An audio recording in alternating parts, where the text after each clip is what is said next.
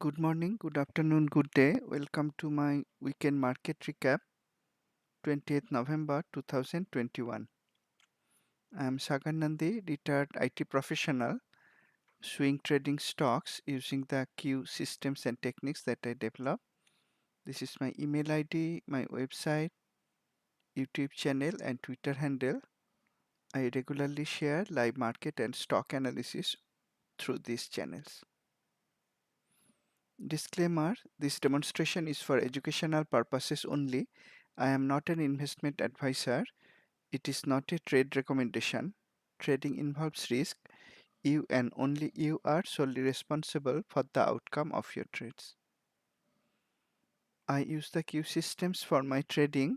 They work as add-ons to the Metastock and TradeStation platforms. That was the last slide. Let's continue with global market analysis. First, a look at the Australian market using all ordinaries. After displaying the bearish headwind, all ordinaries pulled back, then it recovered somewhat, and for the 1, 2, 3, 4, 5 weeks it is moving sideways. In the daily chart, it is also moving inside a range. The range is formed by watermark resistance at the top, trendline support at the bottom. When price tilted down from this area, then I suggested taking a short trade. That was a short trade at the upper edge of a sideways range. And as is customary, when we take reversal trades, we might have taken it using short call vertical. That way time decay would be in our favor. After that, price has continued to move inside the range and time decay would be in our favor. By the close of Friday, probably we would have a small profit in the trade. We would not get stopped out if we used short call vertical, and in case you used the instrument itself for shorting, maybe the index or future or options on the index, maybe futures on the index or ETF, the stop would be just above the upper edge and stop would not be hit. However, our preferred instrument for taking short trades at the upper edge of a sideways range is not the instrument itself or futures or ETFs, but short call vertical, and by Friday's close you would probably give us a small profit. Continuing to move sideways, no direction in the Australian market. Next is Japan's Topix index. Topix index is continuing to move in an uptrend. The daily has trendline support and the highs are gradually going up. So it has higher high, higher low.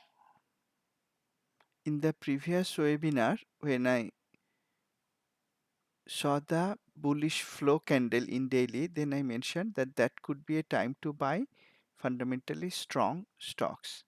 Since then, price has not breached the trendline support. On Friday, we have another bullish flow and also another go with flow long trade setup. The weekly is continuing in cyan color. Therefore, we have a confirmed go with flow long setup on this Friday as we had on the cyan color candle earlier. If you took fundamentally strong stock, bought those on this day or maybe on Friday, they may do better than the market and you may get a profit in those long trades. It is continuing to be in an uptrend. We'll avoid shorting. We'll look for buying opportunities. Next is China's CSI 300 index. It is moving sideways. In spite of all the news, Evergrande crisis, apparently it's going to go bankrupt, but still still China market is not going anywhere. It is continuing to move sideways, both in daily and weekly. We'll avoid taking any directional trades here. UK market, FTSE index,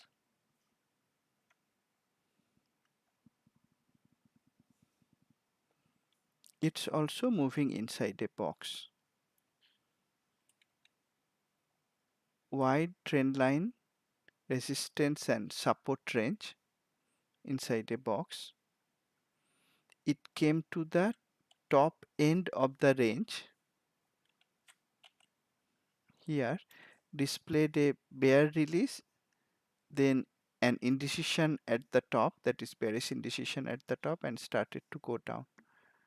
When it displayed the bear release in daily, it reversed precisely from the trendline resistance in weekly. Looking at that, right at this point in daily, you could look for shorting opportunities in individual stocks that were fundamentally weak and in weak industries. This is the exact same technique that we used in the Australian market, that was 2 weeks ago. And UK market gave the same opportunity this week, 1 week ago, you may say. Now it is already down from the swing high for several days. Will not like to take any short trade, and the traffic light color is red, backdrop color is also red. Will not like to take any long trade either. It's moving sideways in a wide range. Lastly, India's Nifty 50 index. I pointed to the bearish headwind in weekly right when it appeared. Since then, price could not go up. It closed with bearish shape, bearish color candle in weekly, and daily also came down, but it is right at the trend line support. Looking at that, I would not take any short trade on Thursday. Friday was market holiday in India. At Thursday's close, I would not take any short trade. Instead, if I had some short trades, which I did, I would have booked profit, and I did so near Thursday's close. If the trend line support can be broken in daily, and if that does not bring us too close to the weekly trend line support, then we may start looking for short trades again. There are other trend line supports in both daily and weekly. So if you are shorting, you may be cautious and watch out to see if price is stopping or reversing from the next trend line supports. On the other hand, if price can go up from the current trend line support, then you may look for buying opportunities. Those will be very low risk buying opportunities. You may not buy the Nifty 50 itself. I prefer to look into the constituent stocks and buy only the fundamentally strong stocks that are also in strong industries. For swing trading purposes, it is still in an uptrend, has trend line support in both daily and weekly. There is no trend line resistance, but there is no trade setup at present. Let's say look at the global markets. Several of them are moving sideways and some of them are in an uptrend. None of them are in a downtrend, either moving sideways or uptrending. For the USA market, let's look at the market ETFs.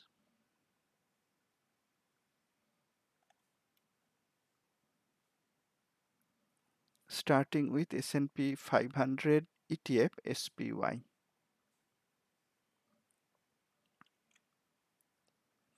In the previous weekend webinar, we were on this day, and I mentioned that it was the time to buy some stocks because it created swing low in multiple market ETFs.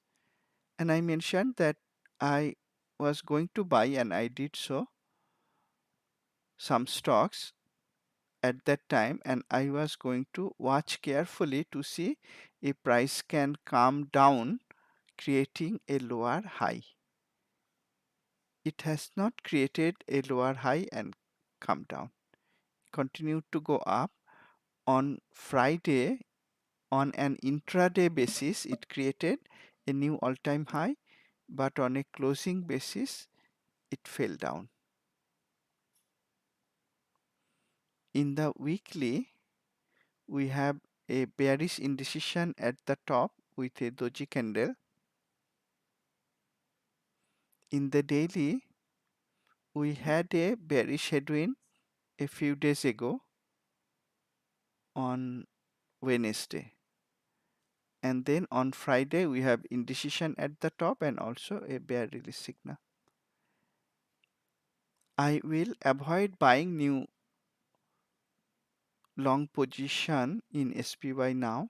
Instead, if price can come down from the watermark resistance, that will create a false upside breakout and give very low risk shorting opportunities. You may try to catch those shorting opportunities using fine-tune intraday chart on SPY, or as I prefer, look into the underlying stocks and try to short the weaker stocks.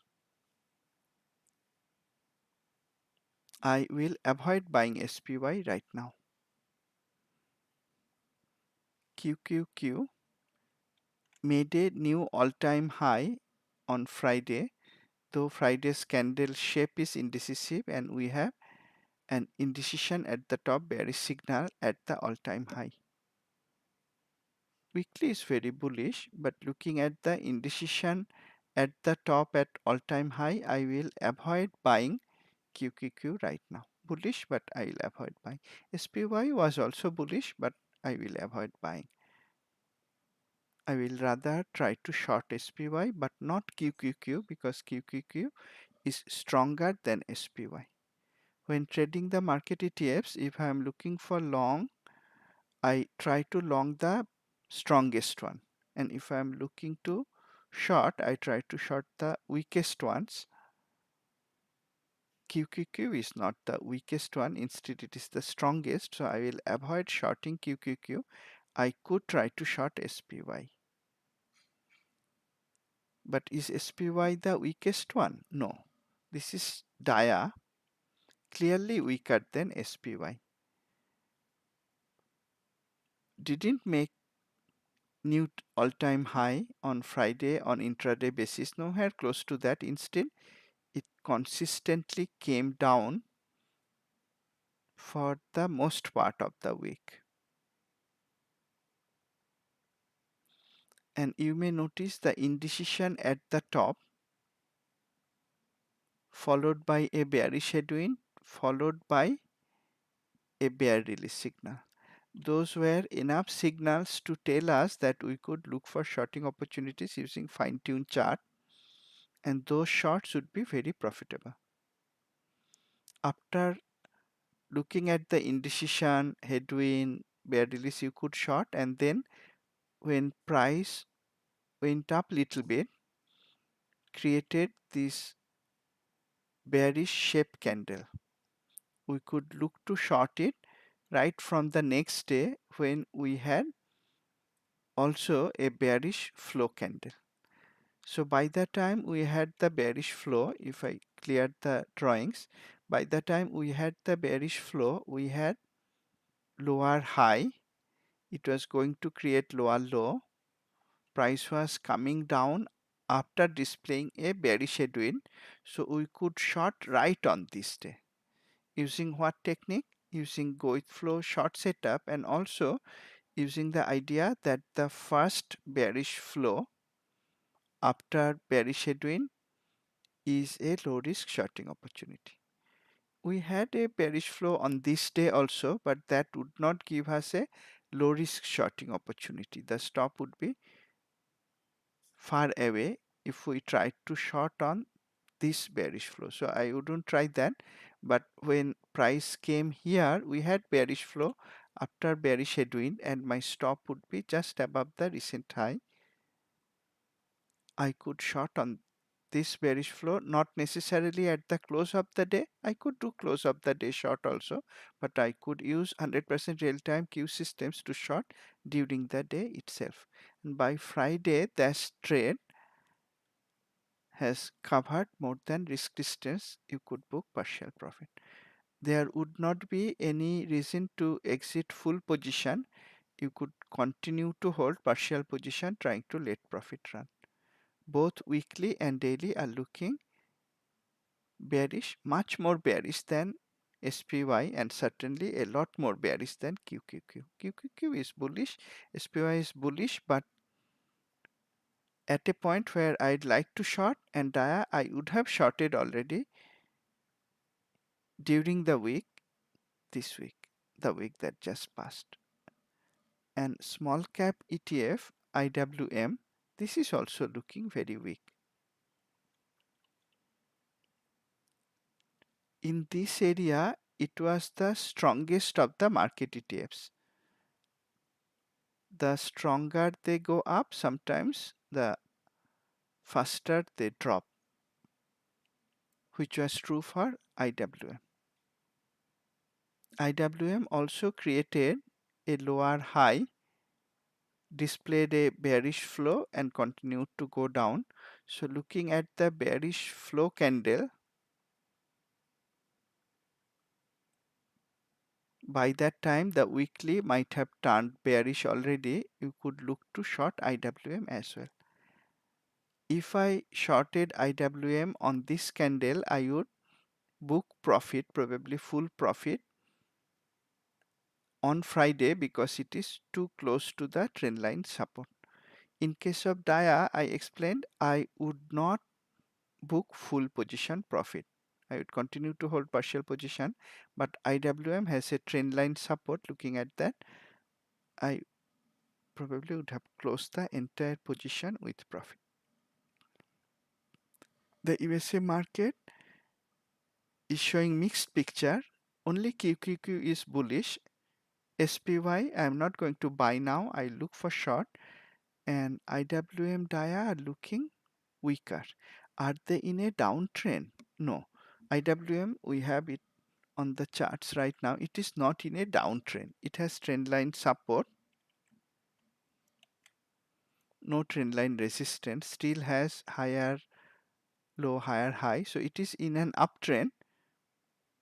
In fact, it is in an uptrend and coming near the support. If it bounces up from here, I will like to buy. It's a situation similar to what we saw in the Indian market, isn't it? Yes, back to the Indian Nifty 50. It came down but came right to the support. So if it goes up, I like to buy. The same is true for IWM. It has come down. It is still in an uptrend. If it goes up from the trendline support, I like to buy. DIA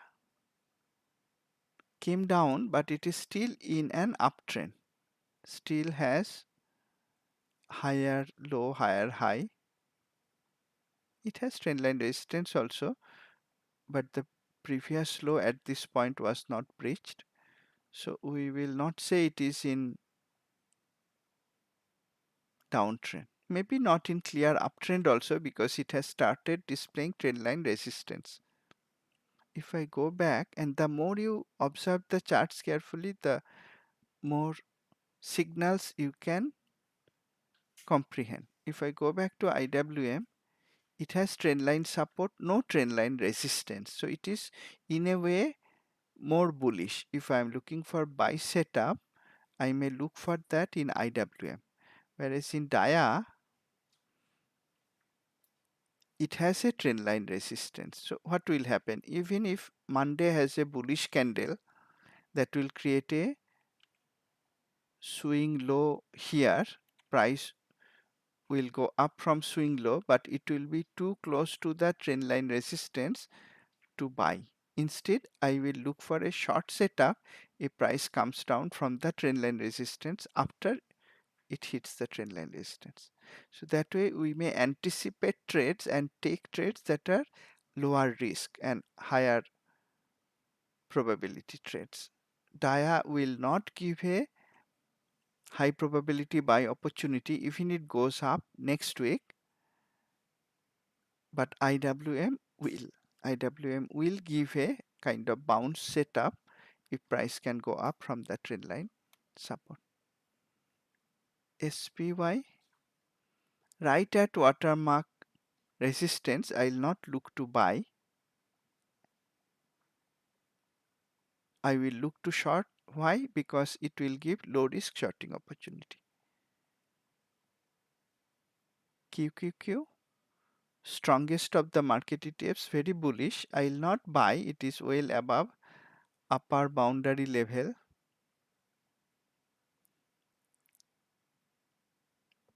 To extend it to buy, also significantly above the swing low.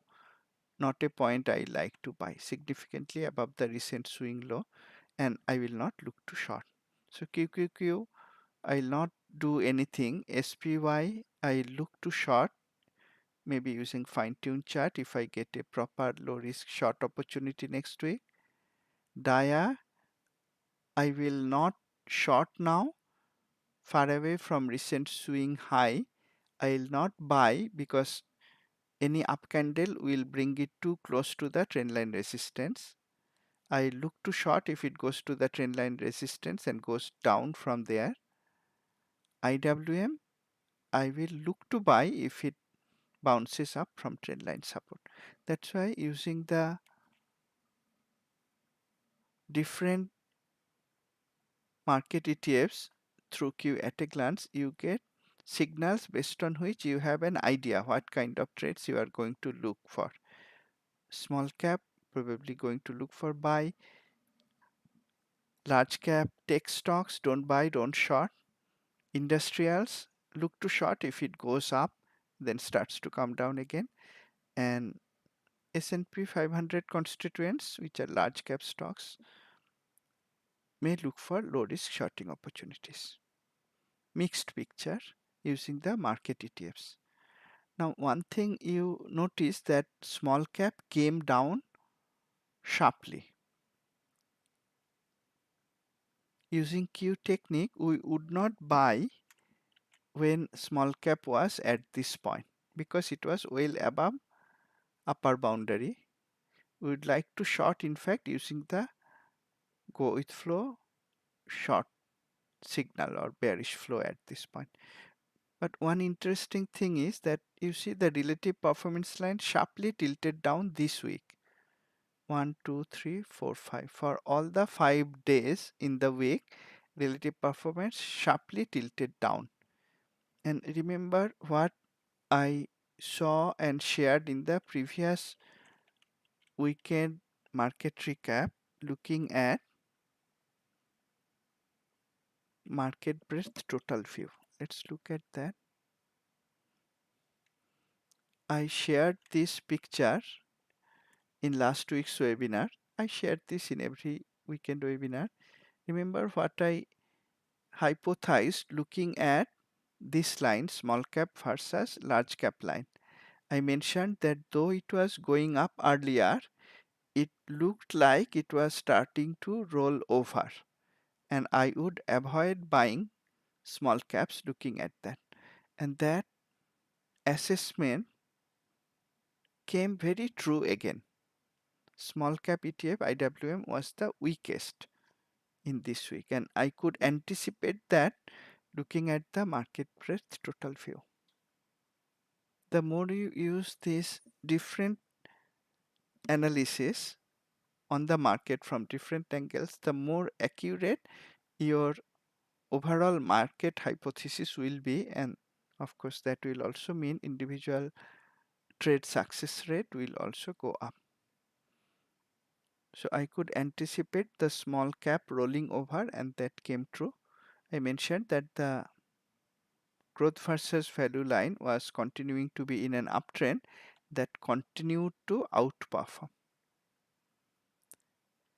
Growth did a lot better than value and small caps did not do well. What about the overall market breadth? Let's look at the percentage of stocks above 50 MA. It's now at around 55%. This is a calculation by looking at the two exchanges and four major indices together. That's why I call it market breadth total view. The percentage of stocks above 50-day moving average is at 55%. That is bullish. However, it rolled over. Still above 50% level. It is still in an uptrend but rolling over. Interestingly, though QQQ made new all-time high, SPY was quite strong. We now see under the hood from this 50-day MA percentage calculation, under the hood it was not strong. The 3-month new high low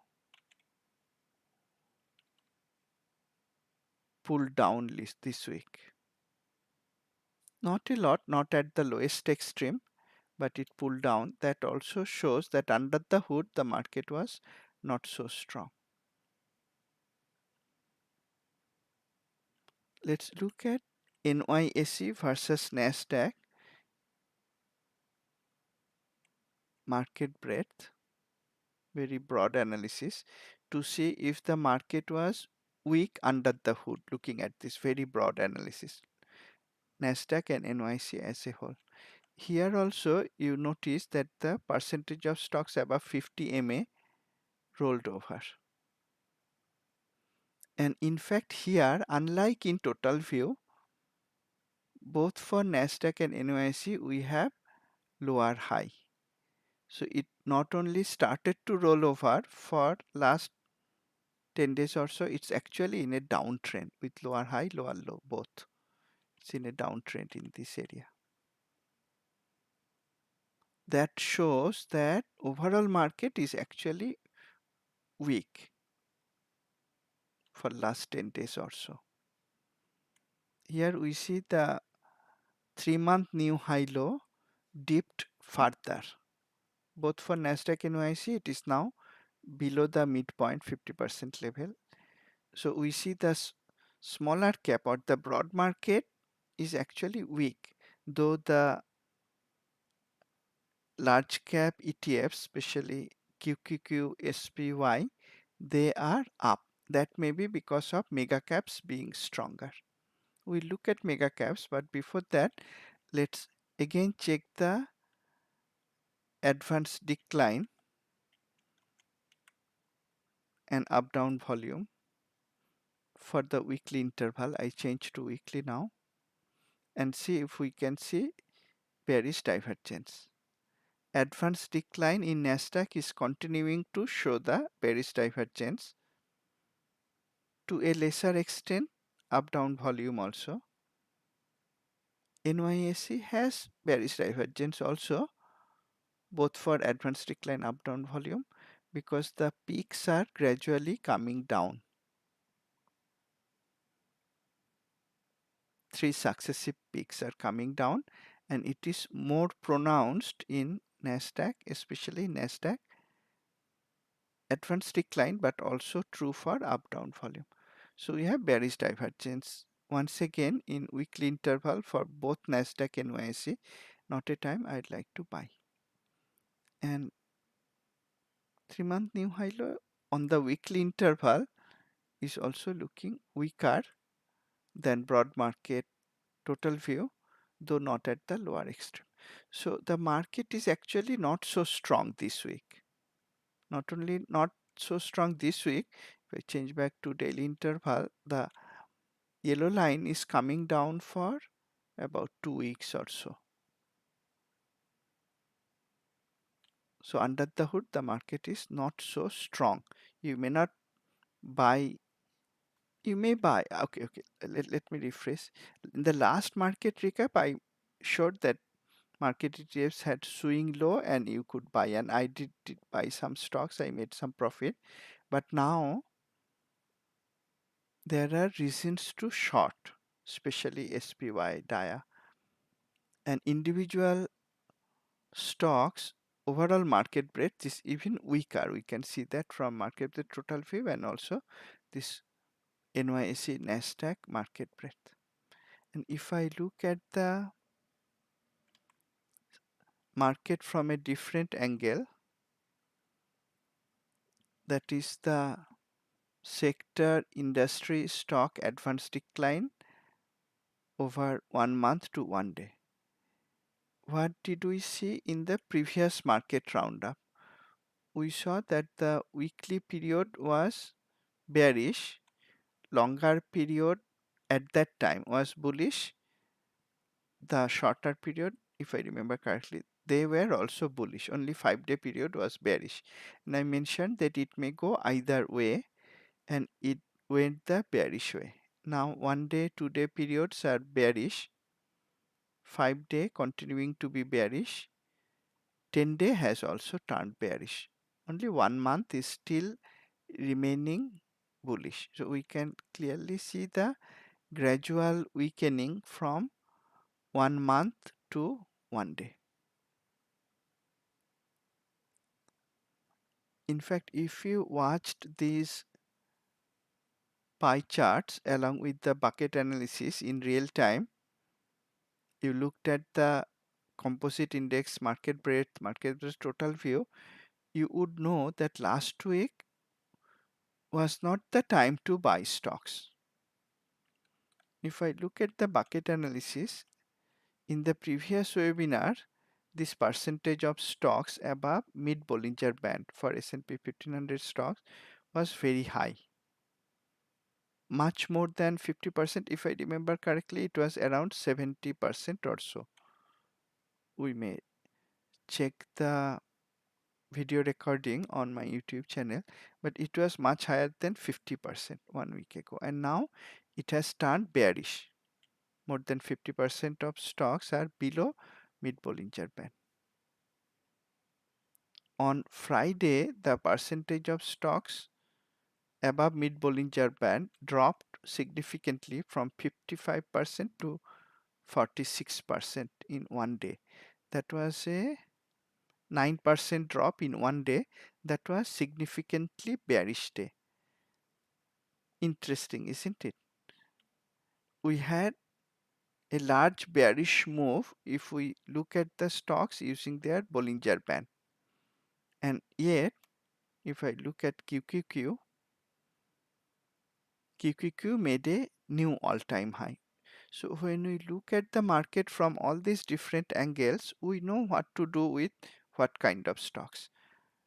Large cap, mega cap tech stocks we would not like to short, but there would probably be many shorting opportunities elsewhere. That's based on the market breadth using Q Global market breadth, as well as we can see both using the sector industry stock advance decline breadth in QH, as well as using the bucket analysis. And now if we look back 2 weeks, when the percentage of stocks in the uppermost bucket hit 30%, I tweeted about that right on that day when it hit 30%. And if you observe this bucket analysis today versus yesterday, or real time versus previous day during market hours, it never went up after it hit 30%. It continued to go down, and now percentage of stocks above upper Bollinger Band is only 2.1%.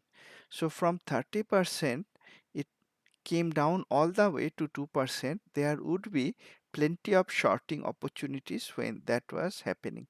And because they were above upper Bollinger Band, they would be overextended. You could short them using setups like headwind or box, maybe even bounce if they had trendline resistance in daily or weekly, or you could short them using intraday fine-tune chart.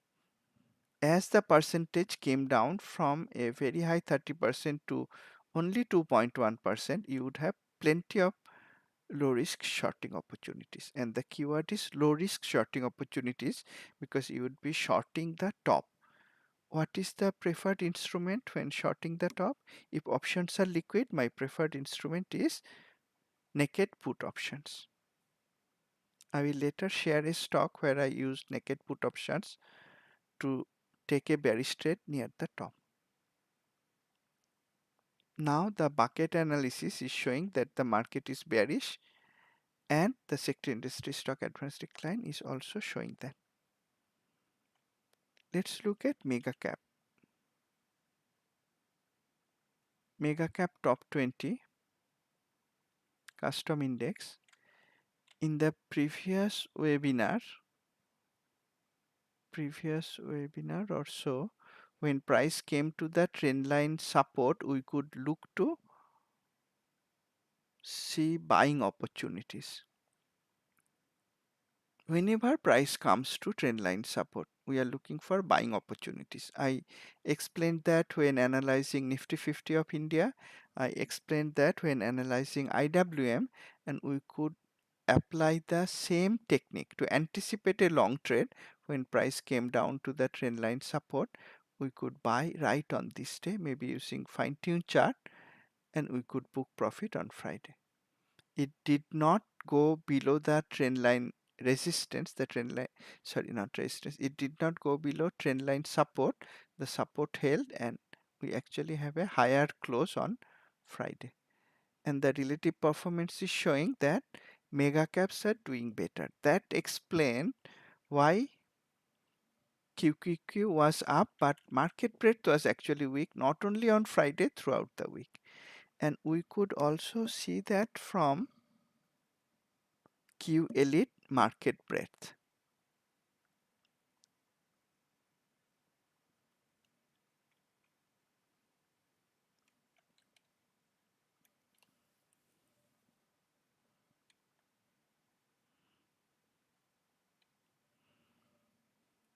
I'm trying to fit in 5 days on the chart.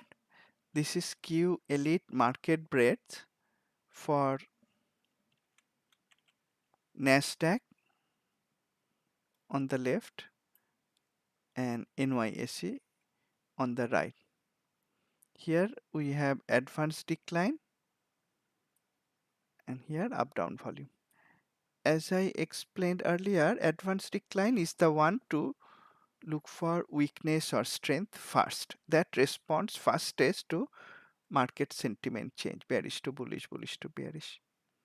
And we have these lines, these vertical lines separating each day. So Friday, Thursday, Wednesday, Tuesday, Monday. See what happened on Monday.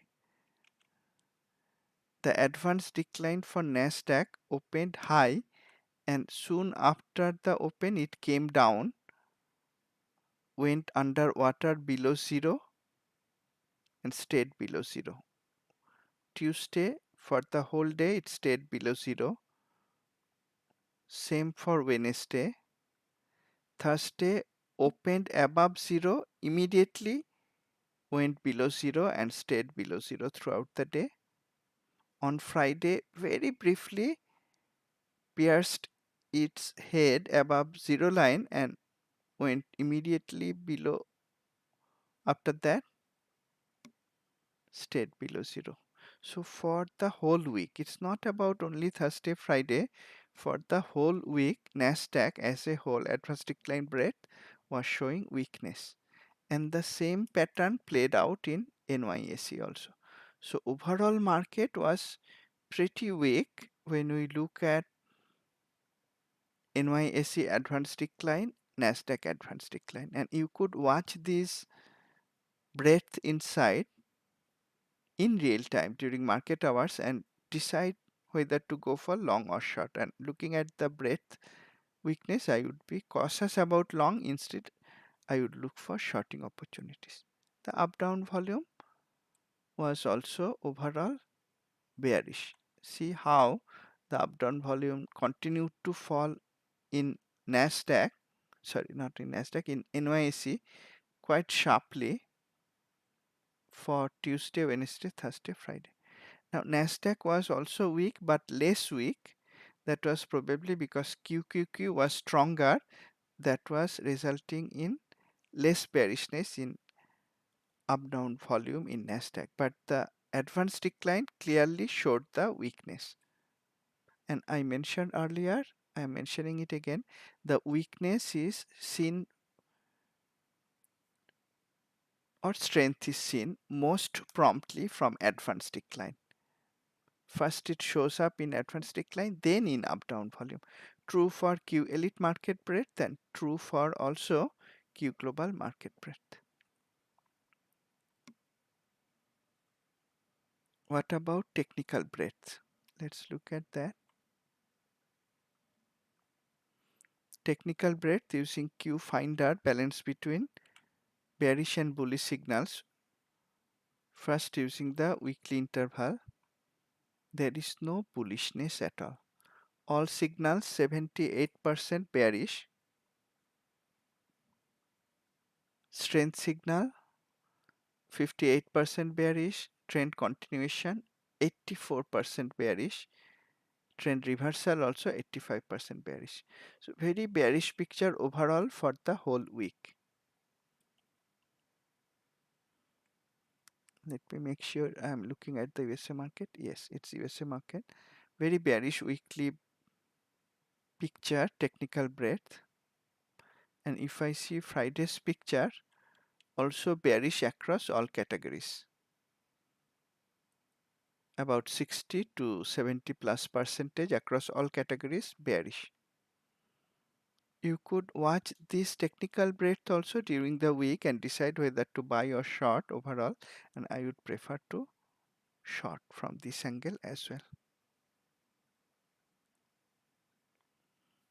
Now let's look at some of the stocks I analyzed earlier and explain how I entered and managed them. Let's look at GPS. Its fundamentals are very strong. When price was in this area, I shared it maybe in the webinar or forum or Twitter, I don't remember. I shared it right in this area saying that I placed a buy stop order if price went above the trendline resistance, a little bit above the trendline resistance. That stop order was not filled. Then we had this long bearish shape candle. I think I posted on the forum saying that I took out cancelled my stop entry buy order because we had a long bearish candle. Next day, using the Q scan for market movers before the open, I saw GPS was up by about 5% in the pre-market hours.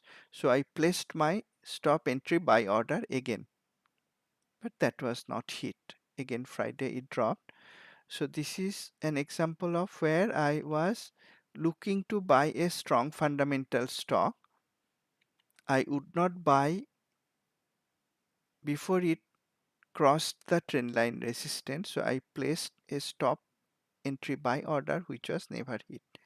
The weekly is continuing to be in bullish color though. So if price can go up, I will be happy to buy the stock. The fundamentals are strong. Let's check the earnings date. Earnings may be coming. If so, I may take out my stop entry order. Don't want to keep the stop entry order too close to earnings. GPS gaps or gap, not gaps, GPS gap.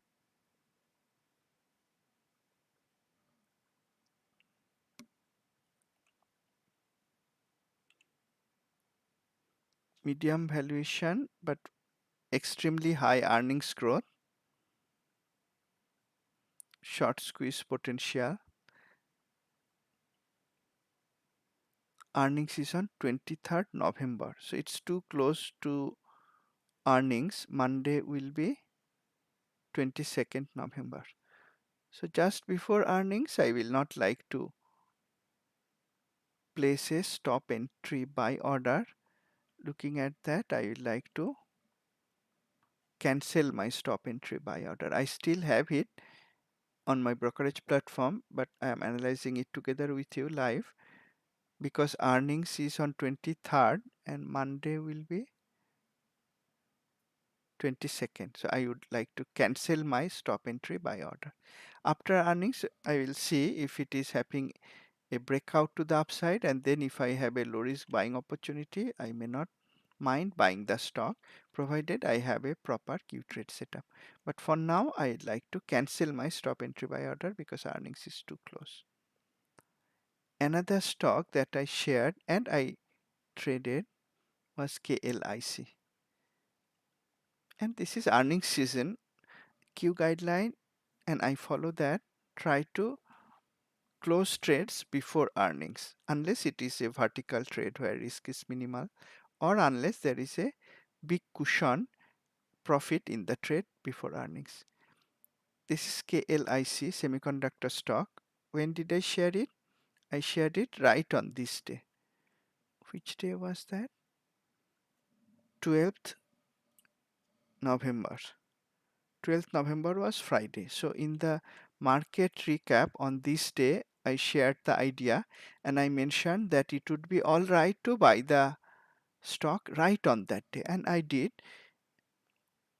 I expected the stock to go up and I wanted to close the position before earnings if I could. So in this case, which I don't do usually, I bought a naked call and I wanted to close the trade before earnings. Next 2 days it went up. On this day I had 20% profit. Earnings was the very next day after the close. I would not like to wait till the earnings date. So when price came here, in fact not near the close, that would give me higher profit. Actually near the open, I exited my long call option with 15% profit. In hindsight, that was a good idea, isn't it? After that price came down. But I didn't use hindsight. If I look at the forum, I think I shared the way how I managed the trade before the earnings came out. KLIC. How I managed the only buy idea I shared in the last weekend recap. In fact, KLIC was the only buy idea I shared, and I posted 3 days ago, that is 17th November, that I exited my trade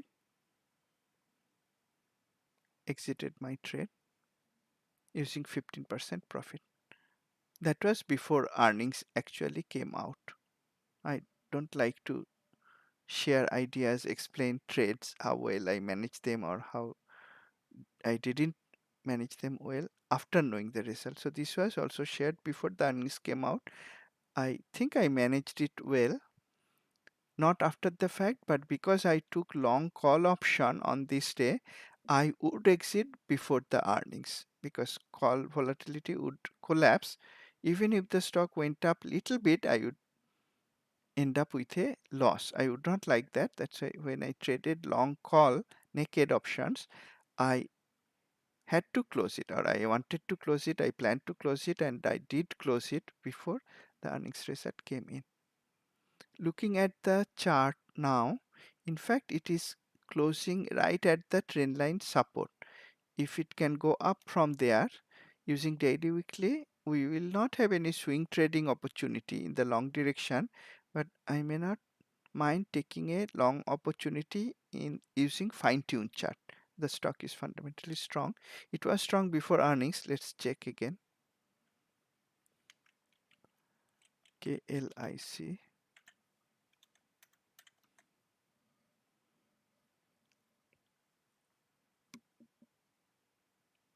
Yes, it is very strong. Earnings came out, and if Refinitiv is updating the data regularly, which they do, earnings growth is very high. Little bit came down from the previous quarter, but that's fine. It is still very high earnings growth.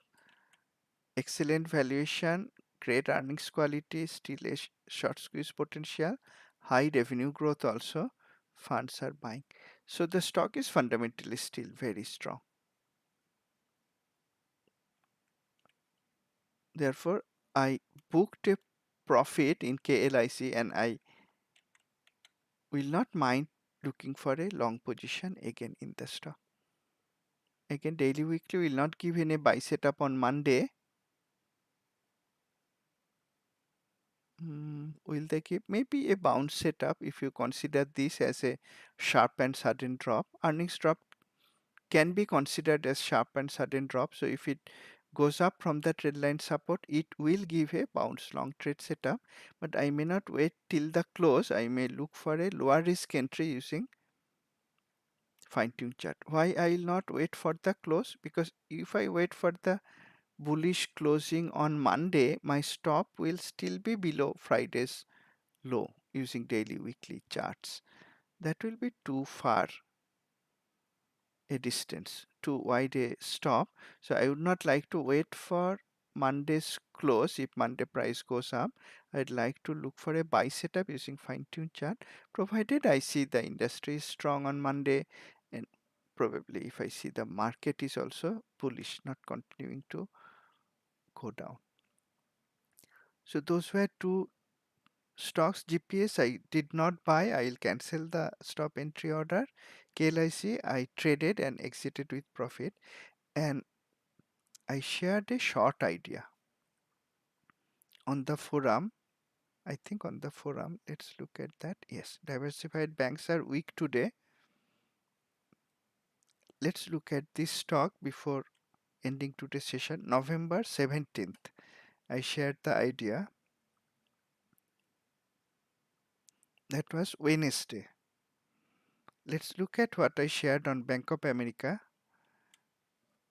QH showed, and I'm sharing it before 10 a.m. EST. So in the morning session, soon after the market open, within 30 minutes of market open, I could find this opportunity. Diversified banks were weak and they were actually down. This is showing relative score and the percentage is showing how much the industry was up or down. It was down minus 0.92%. So I could look to short diversified banks.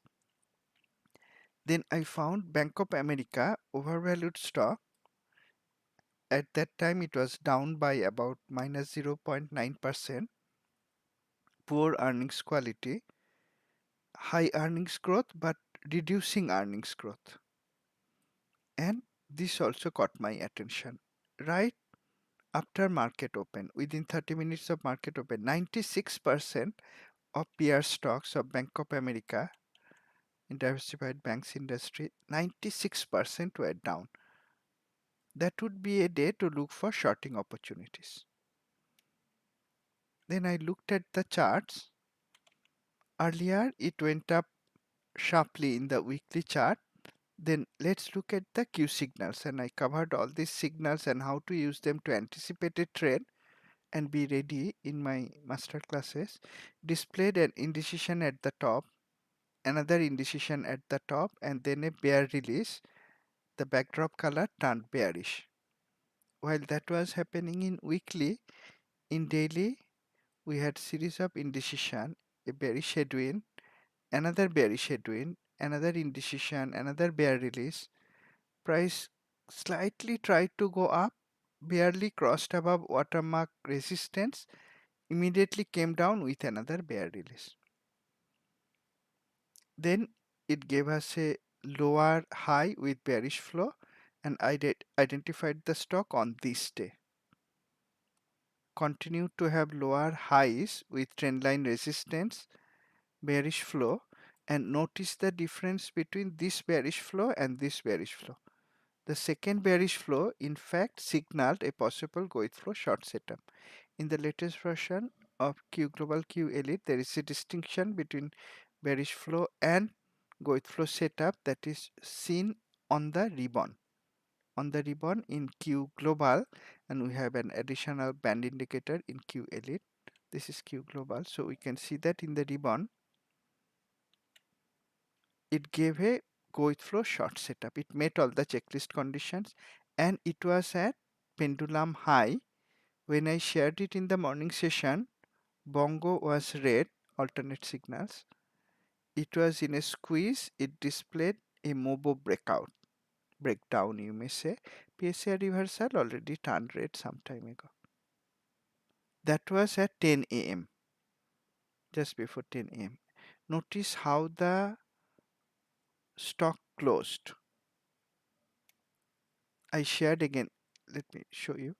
Same day, but just 10 minutes before the close, I shared Bank of America again.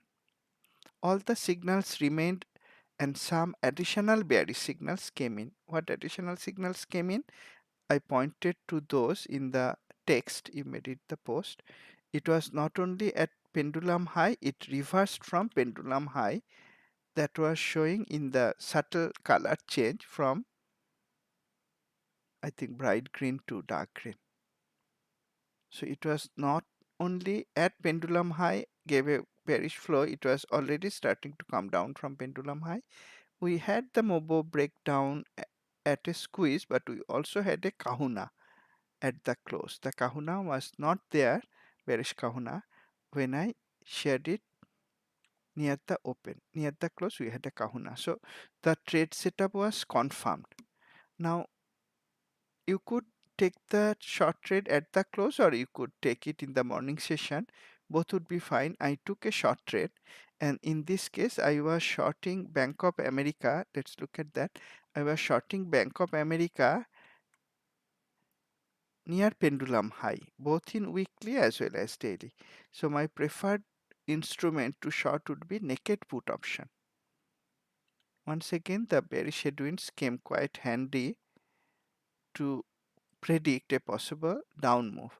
So I took a put option on this day. When I shared it in the morning session, I used December expiry. I used 46 put, little bit out of the money, because I want my put options to explode with a small drop.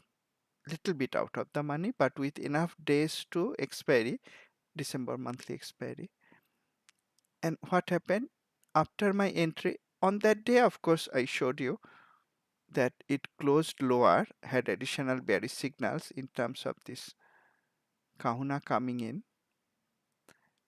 Next day, price came down. Friday, it came down further. And if you took that put options like I did, December expiry 46 strike, on Friday, it hit 100% profit. Great, isn't it? That's why when I'm shorting a stock at a high price level, my preferred instrument is naked put options. They explode in value because of volatility increase as well as delta expansion. And my Q guideline is, if you have 50 to 100% profit in couple of days, book at least partial profit, get your money back. You could do that. You could book half position on Friday using a GTC order at 100% of profit. Incidentally, I bought it around $1, and on Friday it hit more than $2. So you could, if you followed the guideline, you would not take risk. You would place a GTC order at 100% of max profit on naked options right after you buy the option. Always a good idea to place a closing order at least on partial position, let's say half of the position at 100% of the profit, so that if that GTC order is hit, your money is back. And I am continuing to hold partial position. The weekly is looking quite weak, backdrop bearish shape, you can say bearish. Daily is bearish, but it did bounce up from the yellow direction line. Let's clear the lines. It did stop at the yellow direction line, displayed an indecision at the bottom. So I will not be surprised to see if price can go up little bit, and probably it may reverse again from the trend line resistance. But I would not wait for all that to happen. 100% profit was hit on Friday using GTC order. I would have exited. I am holding partial position at least in BSE using naked put options. Once more, you can see I started sharing short ideas when the market is still at a very high level. QQQ made a new all-time high. SPY, if I look back at SPY, let's go back to BSC. I think 17th, right? I shorted it.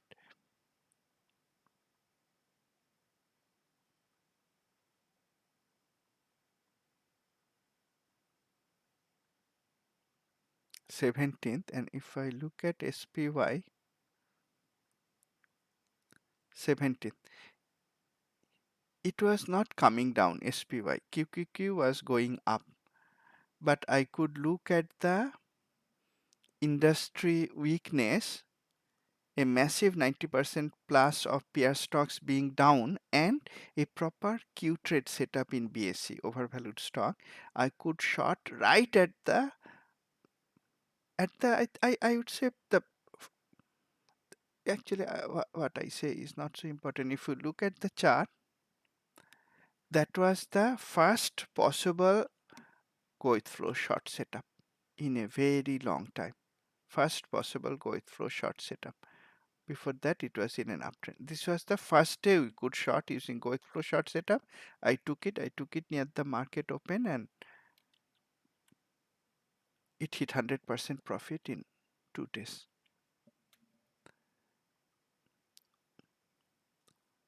I'll not look for more trades today. You may keep an eye on the market next week. IWM has a trendline support nearby. If market comes down and starts to go up, you may look for buy setups. But if it continues to go down, I look for shorts, and SPY constituents will be a good place to look for shorts because they will give very low risk shorting opportunities.